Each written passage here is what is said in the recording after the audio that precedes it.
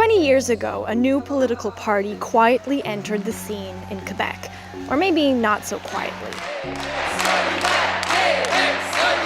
Formed by activists and politicians, Québec Solidaire was labeled a grassroots movement, focused on social justice, feminism, the environment, and a new idea: no formal leaders, just spokespeople. Always one woman, one man. The party successfully took this progressive mindset from the streets through the doors of Quebec's National Assembly. But 20 years later, something's changed. The momentum that carried Québec Solidaire over the last 2 decades has stalled. And as we head towards a 2026 provincial election, we wanted to know, is there still a raison d'être for a party that once saw itself as Quebec's future? On peut compter sur votre appui? Bien sûr. Oui. Merci beaucoup. I'm on Avenue Mont-Royal in Montreal's Plateau neighborhood because it was here in the riding of Mercier that Québec Solidaire's dreams went from the grassroots to the government. In 2008, voters here made Amir Kadir Québec Solidaire's first MNA. We were happy just as if we have won the election and were in power. That was so incredible for a lot of us. We were at the helm of important social movements that had gained momentum in Quebec. The feminist movement. Also, we saw the rise of the anti-war movement. When social movements are strong, a party or a political movement as is Québec Solidaire has room and air to grow. In 2012, Québec Solidaire added a second MNA with co-spokesperson Françoise David. 2 years later, Nadeau-Dubois made it 3. I put all my heart to have this political party rise. Massé later became party co-spokesperson alongside a man who helped take the party a step further. Gabriel Nadeau-Dubois, one of the faces of the 2012 Maple Springs student strikes, joined the party in 2017, taking the retiring David's seat in a by-election and bringing many young voters with him. At the same time, Québec Solidaire benefited from rising interest in environmental issues. Québec Solidaire is clearly in Quebec politics perceived to be the party best able to handle environmental issues. So the issue of environment clearly contributed to the rise of Québec Solidaire. In the 2018 election, a breakthrough.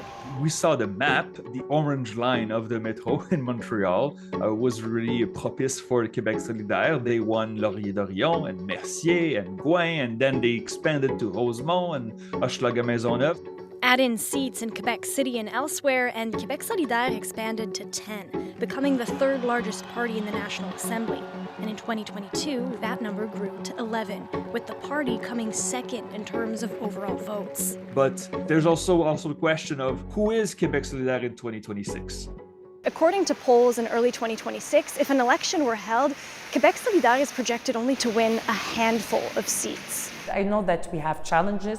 We always have challenges as a left party because it's a miracle to have a political party like Québec Solidaire. But what's behind this? Well, some say that having a presence in the National Assembly and its inner workings for long enough has distanced the party from its activist roots. Québec Solidaire kind of fell prey to a process which is very common for upstart left-wing parties, which is professionalization, modernization, playing the kind of political marketing game just like any other party. It's not easy because once you're in the National Assembly, there is a mechanic that drags all your energy in those institutional activities which are legitimate. Another major problem for Québec Solidaire, according to those who follow this closely, is one policy decision: to go all in on Quebec becoming its own country. The decision of the leadership to focus on independence or sovereignty over the left-wing and progressive agenda has made it difficult for them to be relevant when the PQ is obviously dominating that issue because it's their natural issue. It's the party's raison d'être. It also hasn't helped that the party has lost its most recognizable faces. People in the past used to see Françoise David, Amir Kadir together for a long period of time. Now and after that, Manon Massé and Gabriel Nadeau-Dubois. It's going to be a new team for Québec Solidaire that shows up for the 2026 election. And so far, the numbers are quite poor. And finally, perhaps most importantly, Québec Solidaire has been a victim of larger political trends, with economy in the front seat and environment in the back. Channeled by economic tensions, Canada-US tensions. So what does this mean for the upcoming provincial election? Well, some say it's about limiting damage. I think it's possible they could save face, but time will tell.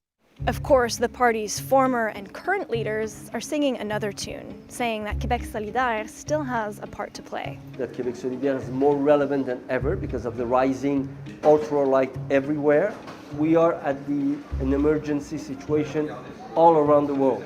Rising, conservative, extreme right, some would say neo-fascist or fascist ideas, not only in the United States, all over. Important that in Quebec we don't think that we are protected against this movement. We are a lot of people who believe in this political project. We have to choose it, and that's why I'm still fighting with Québec Solidaire.